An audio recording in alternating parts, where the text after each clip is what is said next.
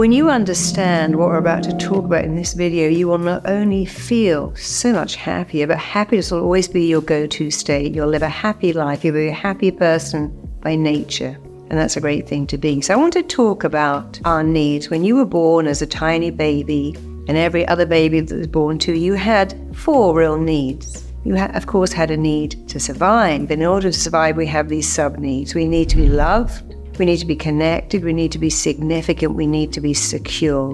When they're met, what they do is they guarantee you're going to make it in life. You're going to be fed, your needs are going to be attended to, and you're going to thrive. You have them your entire life, whether you're a newborn baby, a 6-month-old, or a 52-year-old, you're always going to have these needs. How many of those needs are met in your life? In your childhood, were these needs met regularly, consistently? All 4, 1 of the 4, 2 of the 4. Quickly look back at your childhood. We'll come back to it later, but also today, in your life now, in your adult life, how much have you felt loved, safe, secure, significant? And as we leave babyhood and become around about the age of 2 or 3, we have some more needs. We need to be seen and heard, which is why kids kick off and have tantrums, because they need to be seen and heard. We need to be celebrated. It's so important we are celebrated, that our parents turn up on time to pick us up from school, that they watch us at a play, that they listen to something we're trying to read out loud. And the third need is to have someone be proud of you, just one person. Now, I've been teaching this in my classes for years, and I find that 95% of the audience, sometimes 100%, when I say who had all these needs met, they don't raise their hands. I say who didn't have these needs met, almost every hand goes up. So you're in good company. I didn't have those needs met. I didn't feel loved as a child. I didn't feel significant. I didn't feel secure. I think I probably did feel safe. But I had one thing. I had a grandmother who loved me, and in life we need one person, just one. You may end up being that person, but I didn't have one person, which is why I turned out okay. But if I hadn't had her, I don't know how it would have turned out. I'd probably been a delinquent. So let's go back again. I'm going to talk you through safe, loved, connected, significant, celebrated, seen and heard. Have one person who's proud of you. Take a few minutes and imagine you're going to tick that off. I did have that, but I didn't have that. I had that one occasionally, but not consistently. I had that one sometimes. I never had that one. I got that one later. So what happens with these 7 needs, I call them our unmet needs, is when they are not met. And remember, for 95% of us, they are not met for all kinds of reasons. Our parents are divorced, they're always at work, we're in daycare, we feel they don't love us, we go to school and we get bullied, we don't have friends, the teacher doesn't appear to like us. There's so many ways that these needs aren't met. I went to my father's school. If I had freak tattooed across my head, it probably would have helped me a lot, because that's what I felt like. I didn't feel connected because I was the head teacher's daughter, so I was different from day one. I didn't feel secure, I didn't feel safe, I didn't feel celebrated. In fact, older boys would come up to me when I was 11 and say, "Your dad, sir, I'll let you fill in the blank." And so I felt a lot of things that weren't good. But what it did was it gave me a great understanding of these unmet needs. So when these needs aren't met, we do one of 2 things. The first thing we do is we give the need up. We say things like, "I've never had love. Never, it's a foreign country, I don't even know what it is. And I'm never going to have it. I've never felt significant, or I've never got promoted, always had dead-end jobs, and that's just me. I'm one of those people who can't really make it. I've never felt connected. I don't really know how to make friends. I've kind of given up. I've made friends with Ben and Jerry's and my television now. They're my friends. Because they've given all the needs up, and they say things, I'll never find love. I'm not connected. That's just my life. I don't feel safe to step out of this world and do anything else because it's now so familiar. I was once being driven to a recording studio to appear on television. At the security, they said, "Who's that?" And they said, "Marisa, who are you?" I said, "Oh, I'm nobody. I'm nobody, I'm nothing." And I said, "Don't say that." I said, "But that's true. I'm no one, I'm nothing. I drive a car. No one even knows my name. I'm no one, I'm nothing." And he had given up every need to ever be more than that. So that's what one group do. So group 1, give up their needs. They give them up permanently. They give them up easily. They have an expectation it's never going to work out. Somebody wrote a book about being regarded as plankton, and she said, when you're a 40-year-old woman, you're invisible, you're plankton. That's not true, but she believed it to be true. And if you believe it to be true, it's the same as it being true. The second group do something very different. They go, okay, I'm going to give someone else a job of meeting these needs. I'm going to find a great person who's going to love me, adore me, can make me feel safe, connected, significant, and loved. Or I'm going to go out in the world and be really good at my job, and my boss is going to tell me I'm amazing. They're going to meet my need to feel connected and significant and safe. Maybe they're going to have a baby. This baby's going to love me. It's going to give me a new identity. I'm always going to have someone. And so what Group 2 do is they give the need away. Someone out there is going to turn up and love me. That's their job. And I'm going to give them all my needs and say, am I okay? Do I look okay? Did I do okay? Do you love me? Are you sure? Tell me why. How do I know? It kind of works, giving away the need. Someone goes, hey, I'll do it. You want me to just make you feel loved? I'll do that job, and I'll do it amazing. I'm going to tell you I love you, show you I love you, celebrate you, be proud of you. You're going to feel seen and heard, until one day I have unmet needs of my own and I can't do it anymore. Maybe I get sick. Maybe I die. And now you're right back to, oh, I found someone out there to meet my needs. They're not here anymore. And now I'm just back to being needy. Maybe I'll find someone else, or maybe I'll go, well, I'm too old now, I'm too tired. I saw that happen to my mother when her second husband died, and she just stopped. She didn't find friends. She lived quite a lonely life because she'd always given someone else the job of meeting her needs. They did it very well. She was very beautiful and vivacious and engaging, so it wasn't hard for her. But when she became a widow, she just didn't have the energy to find another person to meet her needs, and she led a very lonely life. It was terribly sad. So again, let's look at those 7 needs for you. How many have been met? How many have never been met? Have you been busy giving them away? Have you been busy giving them up? Because there's another way. So imagine how your life could change if you could meet these needs, if you could feel significant, connected, safe, secure, if you could feel celebrated, seen and heard, and praiseworthy. People go, well, what are you talking about? Surely I can't meet these needs. Actually, you can. The third way, and the only way, is to meet these needs yourself. As a child, of course, it is someone else's job to make you feel safe and loved and connected and significant. Of course it is. You're a dependent child.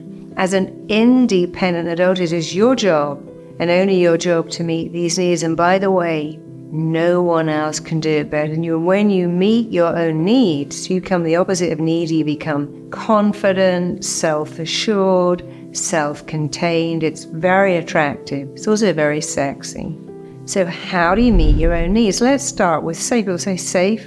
Safe does not mean, okay, I lock all the doors, I get an alarm, I get a dog, I always have the seatbelt on. Safe means meet your need to be safe to walk through the world as yourself, sharing your strengths, sharing your weaknesses. The basis of all friendship is this: we choose people who share our vulnerabilities. If you are not safe to share your vulnerabilities, you'll be able to give your needs away or give them up. So it's that sense of safety. I'm safe to be myself. I'm safe to express all of my issues so that you love me. I can have an off day. I can look awful with a terrible cold, but people love me. My friends love me. They turn up in hospital. I look terrible. They don't even care. I tell someone at work, that's my weakness, not my strength. They go, okay, that's all right. These are your strengths. You don't have to do that. So when you can meet your need to feel safe in the world, to be yourself, your life will change in the most remarkable way. Let's go to the big need, the need to be loved. What do you have to do to be loved? One thing, and only one thing. And it's not surgery, by the way. The one thing you need to do to be loved is to believe you are worthy of love. You see, love is not to be earned or chased or bought or worked for. Nothing has to be snipped off or injected in. Nothing has to be changed. You don't have to lose weight, gain weight, have a great wardrobe or a makeover, or even have a great pay packet. to find love. You have to believe you're worthy of love. And again, you can't give that need to someone else. When someone says, I love you because you're so funny, you're so beautiful, they're also going to say one day, I don't love you because you're not funny and you've lost your looks. If you give someone the job of making you feel loved, you also give them the job of taking that away anytime. So do it yourself. It's what I call DIY. How do you make yourself feel loved? Well, I just told you. You say, I'm worthy of love, I'm deserving of love, I easily give love, I easily accept. You might go, I don't even believe that to be true. That's okay. The mind learns by repetition. Repetition is the mother of all skills. When you say that, let's do it again. Repeat after me. I'm worthy of love, I'm deserving of love, I'm so lovable. Do you feel silly? Do you feel angry? Do you feel tearful? Very common reactions, by the way. But keep doing it until you don't, until it is familiar. The mind loves what is familiar and known and comfortable. So it is your job to make yourself know that you are worthy of love, deserving of love, just the way you are.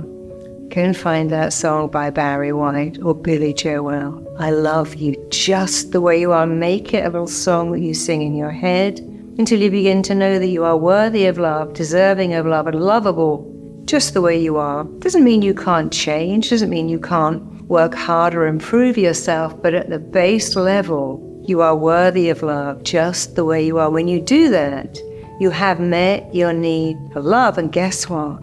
When you know you're lovable, of course you're going to go to love, but love is going to come to you, it's going to meet you, it's going to come towards you, because we love people who believe they are worthy of love, who say things like, who couldn't love me? I'm worth it, I deserve it. So you can meet your need to be safe, to be loved. Let's come to another one, connection. You see, connection is so easy. People write to me. I used to have an advice club. People would write to me and go, I'm so lonely, I'm all alone, I don't have any friends. I go, well, what are you doing to have friends? What do you mean? Well, they're not going to come to you. If you want a friend, be one. People rise up and move to a little village. I'm so lonely. Connection is a choice. When I moved to LA and I lived on a canal, I'd go out for a walk and I'd say to her, oh, I love your dog. Oh, those flowers are so gorgeous. Your little child is so cute. When I'm in London, I walk down Portobello Road, I talk to people. What a beautiful child. I love what you're wearing. My husband would say, how do you know all these people? I say, because I talk to everyone.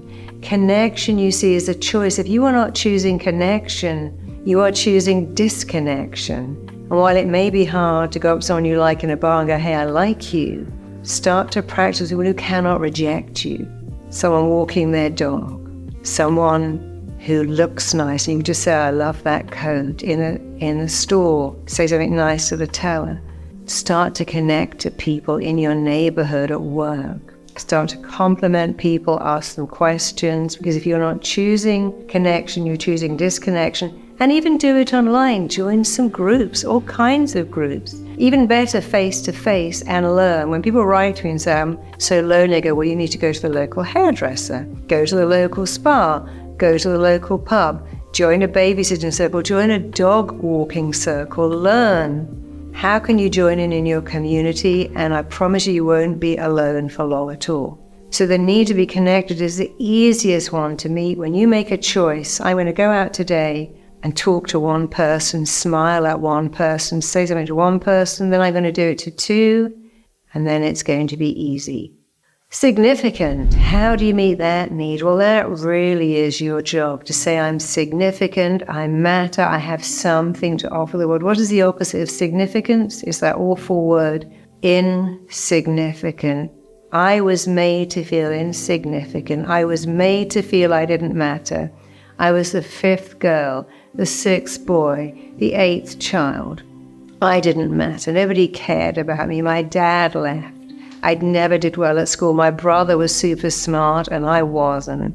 There are so many ways to feel insignificant, but there are also so many ways to feel significant. And you do it like this. You say, look, I may have come from a dysfunctional family, and that's okay. Most of us do.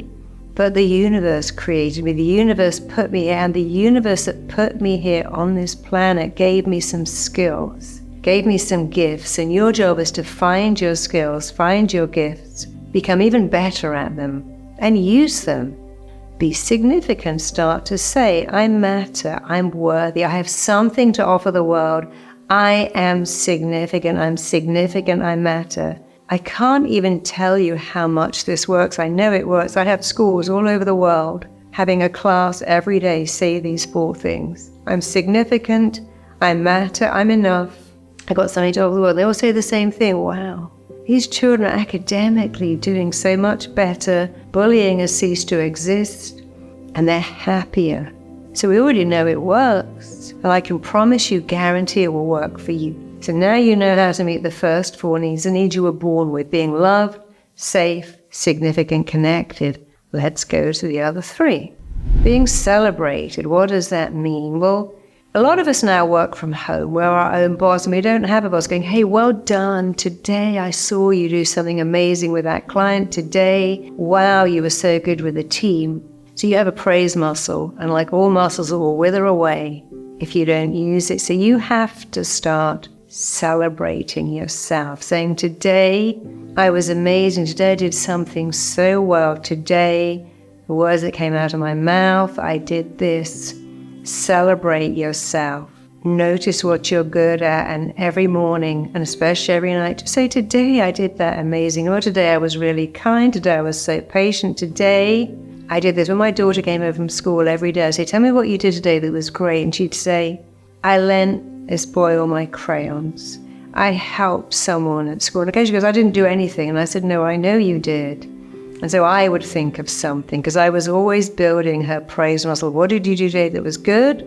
What did you do that was kind? What did you do that was nice? What did you do that grew you out of your comfort zone? You can do that yourself every day. What did I do today that was good, kind, nice, that stretched me, that made me grow? Because we grow when we do something we haven't done before. And maybe celebrating yourself, praising yourself, something you haven't done before, but you will grow. And we all want to grow as people. Seen and heard. How do you meet that need? Well, you must learn to have a voice. If you say, I can't speak up in a meeting, I can't go to my boss with an idea, I can't ask that person out that I like. I'm sure you heard your grandmother say, practice makes perfect. So you just got to practice in front of a mirror, practice talking to people. When you go to a party and you normally stand in the corner, practice handing out some drinks. Do anything to get you out of your comfort zone. The mind likes what is familiar, and if not being seen and heard is familiar, you must make it unfamiliar. Again, join some groups. Do anything. Find some YouTube tutorials until you can learn to be seen and heard. You have a voice, and it's good to speak up. It's good to speak out. Join anything you like, anything you can think of that will get you used to speaking, being seen and heard. You know, I've worked with many people who retire and say, well, I'm so lonely now. Some of them come and train to be RTT therapists, partly because it's a fantastic job for a retiree. You can work 5 hours a week or just 2. And they start giving praise to their clients and getting, they say, oh, it's amazing. I'm so glad I came to you. You changed my life. You helped me. How lucky am I? So when you are giving praise to others, of course you're getting it back. When you're complimenting others, they're going to start to compliment you. And there are lots of books, lots of courses where you can learn how to be seen and heard. It's so much easier than you think. You see, this belief nobody wants to listen to you isn't true. This belief that you're anonymous is not true. What's true is you have let that happen. I had 2 grandmothers. One of my grandmothers was so vivacious. She had so many friends. She was always out. The other one said, you know, when I was ill, nobody from work came to visit me. I remember thinking, wow, I would never tell anyone if that was true. Not a single person came to see you. But she didn't ring up work and go, hey, you know, I'm off. I'd love to be able to visit me. She didn't invite people. She waited for people to come to her. And that's a mistake. You must go to them. If people aren't coming to you, it's because they either think you don't want to see them, because you don't know how to engage and you haven't invited them over. So being seen and heard, again, it's a need that you must meet. It is your job. No one can do it better than you. And let's come to the final need, to have someone, just one person, be proud of you. I have so many people in my office who say, no one loves me. So many teenagers going, I don't matter. My mum's got a new partner. and you cared and I don't matter. I said, that isn't true. Nobody loves me. Nobody cares about me. That isn't true, because first of all, the person that paid for this session cares about you. Secondly, actually, I care about you, and there's a third person in the room that cares about you. It's called you have gone from none to 3 in just a few minutes. So to have someone who is proud of you, that may have to be you. You might have to say, I'm proud of myself, or ask people, hey, what do you think of this? I ask people all the time, what do you think of my book? Did you like it? I'm in a little training and a course in Dubai, and I said to all the students, how did you find today? What did you think of it? What did you think of that live session I did? I asked them. I'm not saying, oh, please tell me I'm okay. Please praise me, praise me, praise me, because I can't. But I am finding a way to get that praise. I was watching last night the Taylor Swift documentary about how she was saying that she needed so much praise. She was so praise hungry, and how it really hurt her. And she had to take a year off and then really understand that the most important praise you'll ever hear is the praise you give yourself. And when she could say, I'm good, I'm an amazing songwriter, I'm an amazing performer, when she could learn to give herself the things she needed so much, she was talking a lot about how she needed everyone to love her and what that did to her and how it really hurt her. But when she came back and said, I'm an amazing singer, I don't need everyone to love me. I need me to love me. I need me to praise me. And I promise you can do this. These things may not be easy, but I promise you they're also not hard at all. They just require a little practice and a belief. I can give myself praise. I can celebrate myself. I can buy myself flowers if that's what it takes. I can say, I'm going to celebrate myself for doing something really good today. I can be seen and heard. I'm safe. I'm loved, I'm significant, I am finding connection, choosing connection everywhere I go. Now, when you do these 7 things, you can pick one, or you can do all 7. It doesn't matter. What will happen is the more you do this, the easier it is, the more you do it, until this is not what you do, this is who you are. A self-contained person that people like, gravitate towards, are drawn towards, because now you're not needy. We don't like needy, we find it hard work because now we're responsible for someone else's happiness, for someone else's enjoyment. The word responsibility means an ability to respond. Responsible means you are able to respond. When you're not needy, it's so freeing, it's so wonderful, it's so quietly reassuring. You may want to go back and watch this recording again. I'd love you to take a notebook out right now and write down those needs and tick off the ones that don't need any work at all, which would probably be 1, and then highlight the ones that need the most work in order of importance. Which is the one that you need to work on first? Maybe you're going to do 2 at a time, and make it of what are you going to do today and every day to stop giving your needs away and to stop giving your needs up and live a fuller life where you are happy, self-contained, self-assured, self-directed, and really, really attractive to other people because of that. You know, I started off in life as incredibly insecure, so needy. And now I can hardly recognize the person I was, but I know I was that person. Needy, insecure, easily embarrassed. I had a very low sense of self-worth, and now I don't. And if I did it for me, you can do it too. So I'll see you next time. You're going to be a different person, a person who's able to meet their own needs and to grow and evolve because of it. See you next time.